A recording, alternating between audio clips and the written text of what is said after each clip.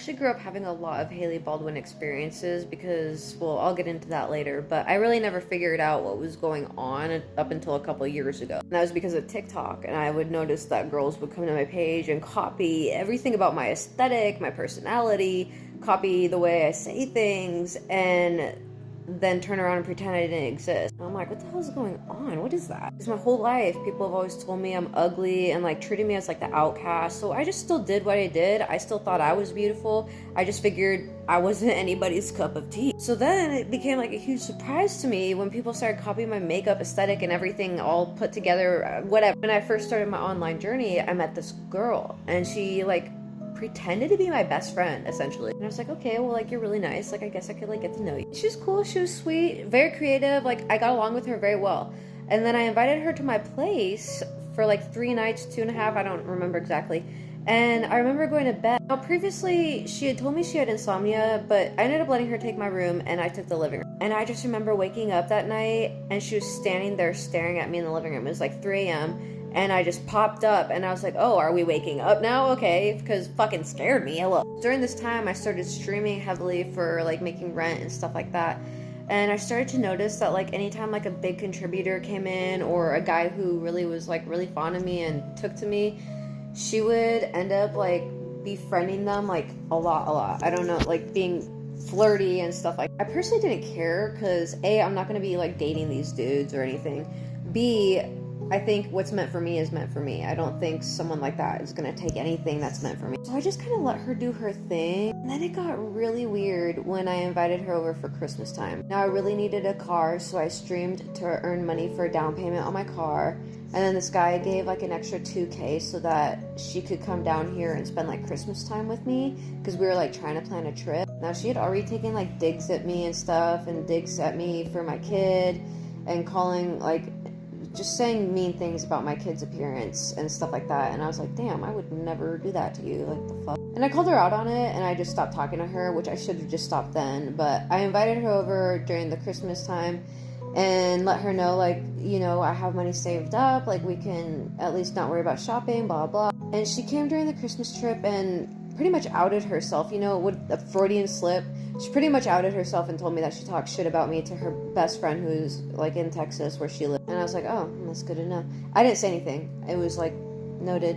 And then I would notice we were watching TV, and I don't have very much furniture, so we were watching TV on my bed. I have a projector, and we're watching, and she would just stare at me all the time. Oh my god. It scared me. I could see it out of the corner of my eye. It freaked me the fuck out. And sometimes I do a lot of stimming where like maybe I'll bounce around or maybe I'll sway back and forth. So if she saw me do that, she would instantly start doing that. And I saw it out of the corner of my eye, and I'm like, what the fuck is it? And I've never seen behavior like that, like to that of a T and that prominent, right? So I was getting really like weirded out. And my dog does this thing where he'll like run up on the stairs and come directly towards me because he gets scared of the stairs. So like I encourage him to like, yay, like good job. So every time he runs up, that's like his reward, is like the major encouragement, right? So I don't even have to do the encouragement anymore. He just is habitual about running over to me, very excited, blah blah. And it almost was like the vibe that she was like really jealous of the fact that my dog would do that. It makes sense because she had dogs, but they were more like outside dogs. And I understand when people have like chickens and stuff, dogs are different. But she just got a new puppy at that time, and I don't think she really was familiar with the love and stuff that dogs bring to people because of the difference of an outside dog working on a farm versus an inside dog. Right? But it was funny because she was like trying to discreetly make it seem like he was running over to her. And I don't care. I don't see people enough, and so when a new person comes over to my home, I love that because my dogs need to be socialized more, and unfortunately they're not, and that's my fault because of my health.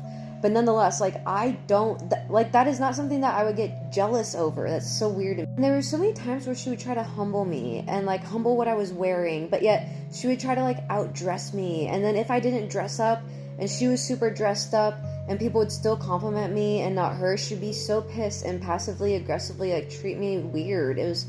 And then she was always commenting like, oh, I don't like when people, you know, comment on what I eat. So then I would eat a salad and she would comment on what I eat.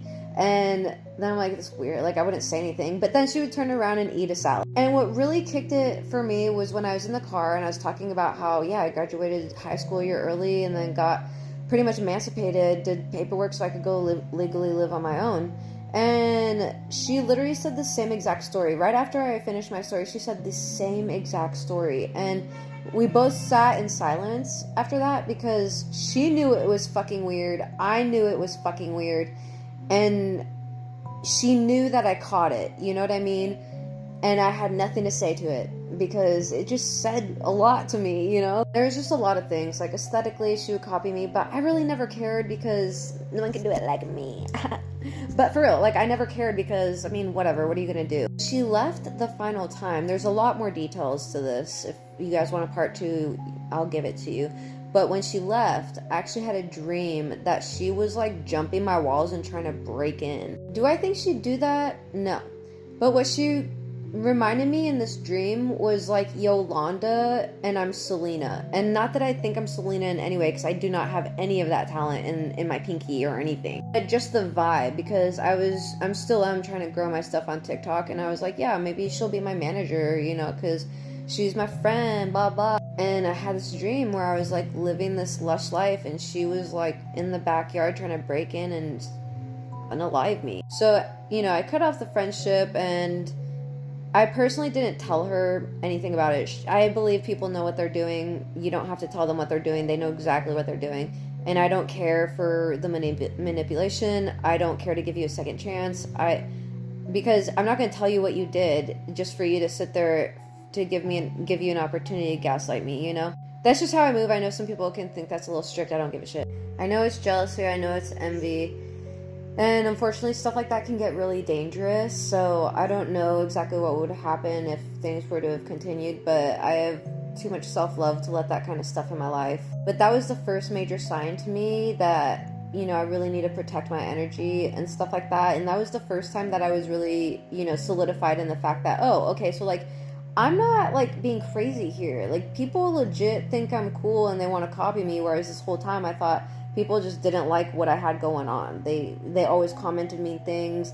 They always bashed me and stuff like that. And the more self-love I learned that, you know, people who love themselves don't do that. Only people who hate do that. And more so, these people who would hate on me would turn around and copy the same thing that I do. So it all kind of pieced it all together for me and helped me learn through it all. But yeah, that's my first like recognizable adult Hailey Baldwin kind of experience. I have so many more of those. Yeah, maybe I'll do story times of those too.